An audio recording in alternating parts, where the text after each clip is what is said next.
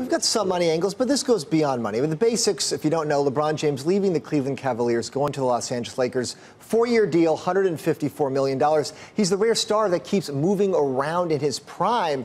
This is all about business, because there were better teams available. There were higher salaries available to him, but he gets to be in Los Angeles. That's where his growing media empire is. It includes movies, TV shows, digital media, the uninterrupted network. He was the EP of a show on CNBC. Remember Cleveland Hustles? Yep. That was a LeBron James production. Part of the attraction, though, a lot of people said, he gets to play and work for Magic Johnson, who may be the person in the entire world that's most similar to LeBron, because he was a giant on the court, but he made an even bigger fortune off the court. LeBron looks up to Magic Johnson, sees him as an idol with what he's done, basketball, business, philanthropy, so maybe that's part of the attraction. But this changes the balance of the NBA. All the good players, all the good teams are all out west. Right. So if you're trying to watch these games, it's 10:30 p.m. tip-off in New York, across the East Coast. So what would they call if the Warriors are playing the Lakers? What would they call that? They're like a Subway Series. Like a Subway Series in New York would be, the Subway Series. Like the Golden State Series or the Sun California Series. The Golden State Series. The Golden State Warriors. It's a Secession Series. I'm not good at these nicknames. I'll spend some time thinking about it. Might not be a state by called. then. It could be. What about the Clippers? California play, Series. if there's a bang. It's like the Yankees and the Mets, right? I know, the Yankees but matter. The Mets, not as good. I think the Clippers are on a different dimension. We're in the same city, but we play on a different dimension than the Lakers do. It's not the same buzz. Tell Steve Ballmer that. He's got an uphill battle. He can't get. What about Cleveland? What's going to happen to Cleveland and our good friend Dan Gilbert?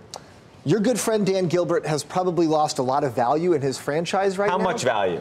Some estimates were saying it could be $300 or $400 million. Because if you think about the NPV, because LeBron's individual contribution may be worth $100 million a year to that team. Out of a total of what kind of valuation? Let's say $1.5 billion. Let's say 1.5 becomes so 1.0. Okay. Sizable. Yeah. Yeah. But what's interesting about this, because of individual salary caps, the most money LeBron James can make is set by the NBA. So he was either going to get $35 million from one team or $35 million from LA. So in a way, because you can't pay him what he's really worth, which might be 50 or 60, he gets to just pick, well, where do I want to live? Because I'm getting the same money. What happened to the 76ers? So Josh Harris from Apollo, they all went there yesterday to try to make a last-minute plea? Courtesy meeting is apparently how it was described. LeBron apparently had no interest in going there, but he wanted to hear them out. Maybe they could have said something that could have changed his mind at the very last second. But I think his mind and his heart was set on playing in LA, playing for Magic, being a Laker, having an opportunity. You could sell more shoes. It's probably good for Nike. You get an entire LA market. Does he get a cut of the shoes, or does he just have a standard fee? I'm sure he gets a salary plus a cut, so the more shoes he sells, the better it is for Nike and for him.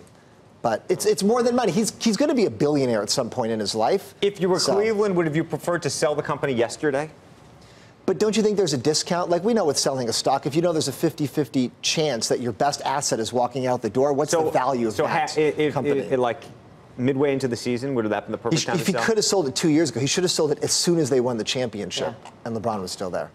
Yeah, but then you want to try to do it again because That's the problem with these sports things. They go beyond our scope on Squawk Box because it's not logical, it's not rational, it's all this emotion gets involved.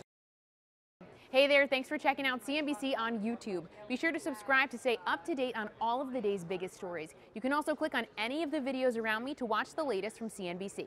Thanks for watching.